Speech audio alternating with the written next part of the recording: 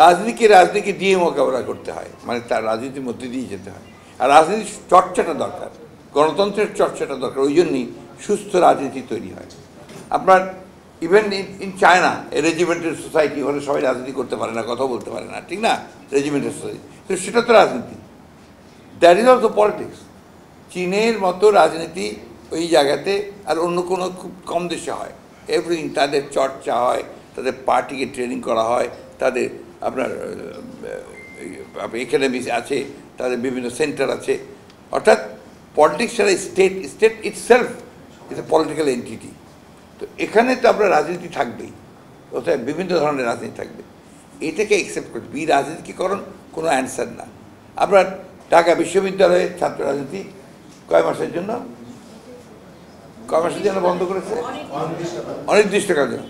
এটাকে আমি পুরোপুরি মনে করি এটা একটা খারাপ পদক্ষেপ।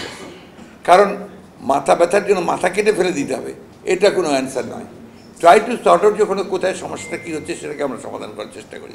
রাজনৈতিক যে ছাত্র সংগঠনগুলো আছে তাদের সঙ্গে আলোচনা করে তাদেরকে এটা আমি একমত, রাজনৈতিক দলের লেজুর বৃত্তি করা যাবে না, করা উচিত না।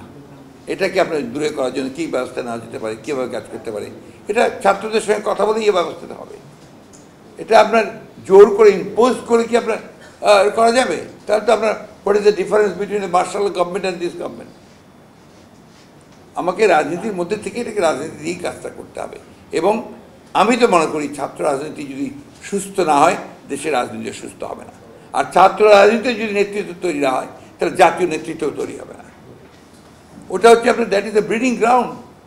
ওইখানে তৈরি হয়, ওখানে রিক্রুটমেন্ট হয়, ব্যুরোক্রেসিতে বলেন, পলিটিক্সে বলেন, সব কিছু ওইখান থেকেই আসবে। এবং আমাদের ছেলেপেলেরা যে আপনার রাজনীতি বিমুখ হয়ে গিয়েছিল তার কারণ হচ্ছে যে আপনার ছাত্র রাজনীতি চলে গিয়েছিল শিক্ষা প্রতিষ্ঠানগুলো থেকে। এখন আবার তারা আসতে শুরু করেছে। এই সময় যদি আমরা বন্ধ করে দিই তাহলে কারা লাভবান হবে? যারা অন্ধকারের মধ্যে কাজ করে তারা লাভবান হবে, যারা আন্ডারগ্রাউন্ডে গিয়ে কাজ করে তারা লাভবান হবে। এটাকে ওপেন রাখতে হবে এবং রাজনীতিকে ওইভাবে মোটিভেট করতে হবে যেন ভালো রাজনীতি হয়, সুস্থ রাজনীতি হয়। আর ওই যে ওগুলোকে আইন করে বন্ধ করতে হবে, হল দখল, সিট দখল, আপনার ওই যে গণরুম টুম, এগুলো বন্ধ করতে হবে। এবং এগুলো করা যায়, দ্যাট ইজ পসিবল।